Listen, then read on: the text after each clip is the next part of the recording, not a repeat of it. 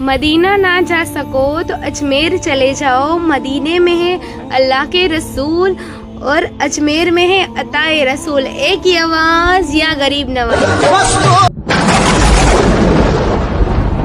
और जो लोग अल्लाह और इसके रसूल की इताअत करते हैं वो क़यामत के रोज़ इन लोगों के साथ होंगे जिन पर अल्लाह ने बड़ा फजल किया, यानी अनबिया और सिद्दीक़ और शहीद और नेक लोग, और इन लोगों की रिफ़ाक़त बहुत ही खूब है।